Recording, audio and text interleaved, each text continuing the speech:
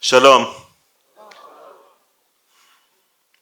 It's hard for me to express in words how amazing it is to be with all of you this evening. I feel blessed. I feel blessed to have all of you, to have AJC, such an amazing organization that has worked tirelessly, committed, engaged, doing more than can be imagined since October the 7th until this day, the 551st day since the war started on October the 7th. A truly amazing, extraordinary organization. And I am honored to be with you today. Thank you.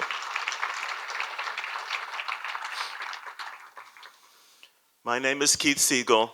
I'm an American citizen. I'm an Israeli. I was born and raised in the US. I'm 65 years old, married to Aviva, have 4 children and 5 grandchildren. On February 1st, 2025, I was released after 484 days in captivity.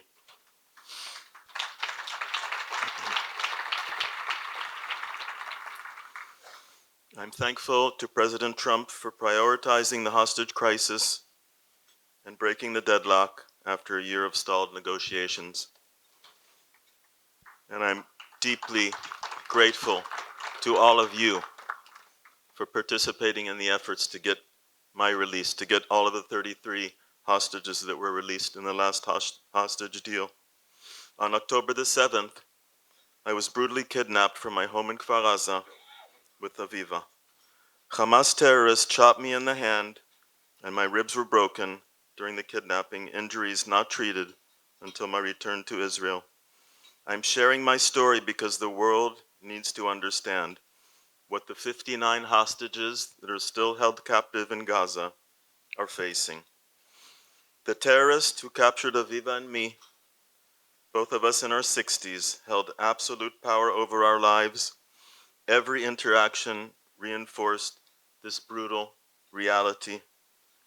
Ever-present guns and death threats.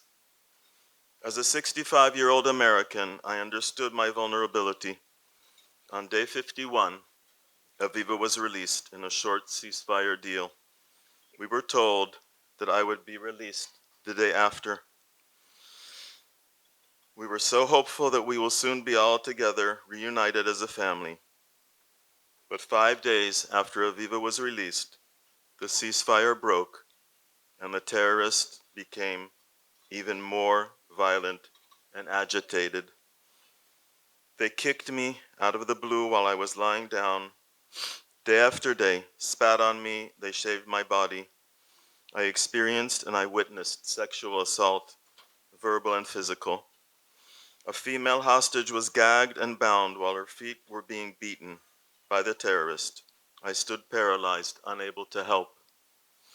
These memories of medieval torture methods still haunt me. I was starved, dehydrated, humiliated over and over, sat in suffocating tunnels 130 feet underground for days and for nights. I was forced to make propaganda videos.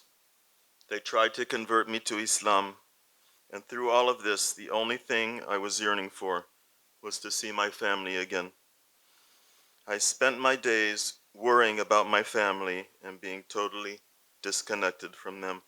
I had no idea if they were healthy, safe, or even alive. The solitude was just as hard as the physical abuse. After more than a year, where I spent 6 months alone, locked in a room, things changed. President Trump got negotiations resumed, and the deal that brought me home was signed.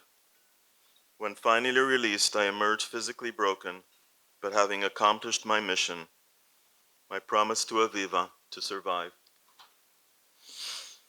I urge President Trump and I urge Prime Minister Netanyahu to pressure, to engage, to get the negotiations resumed, to sign a deal, and to bring all of the 59 hostages that are still in Gaza, to bring them home now, before it's too late.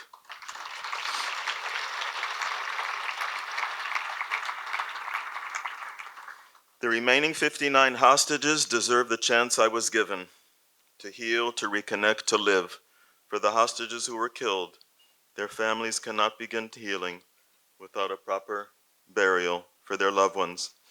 During my captivity, I spent most of my days longing for my family, wondering what they were enduring and how each day was unfolding for them.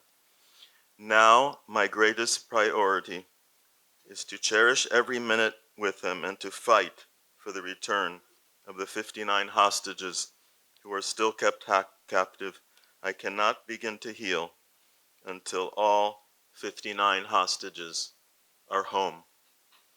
Please continue to help us and to do everything that you can, the way you've been doing since October the 7th,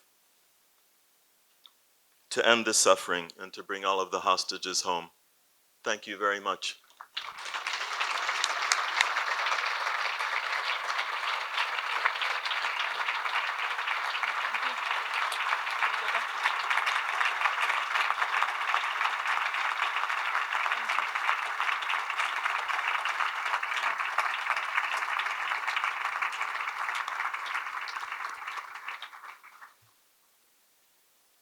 Thank you, AJC. Thank you so much for everything that you've been doing. I was a hostage for 51 days and my freedom was taken away. It was taken away underneath the ground where I nearly died, taken away when I was closed in a room and not being able to go to the bathroom or not eat or drink or think or touch or feel. But now my freedom is back and I can feel. And I can feel Keith next to me, happy. My family's happy. We are happy to have Keith back. But with the 59 hostages still in Gaza, part of my happiness and freedom has been taken away, and I want it back. I want it back now. I want it back not only for myself, I want it back for the hostages that are still in Gaza, for their families, for their country, for all the Jews, for all the people that care and have hearts. So let our people go and let everybody have a free life. Thank you very much.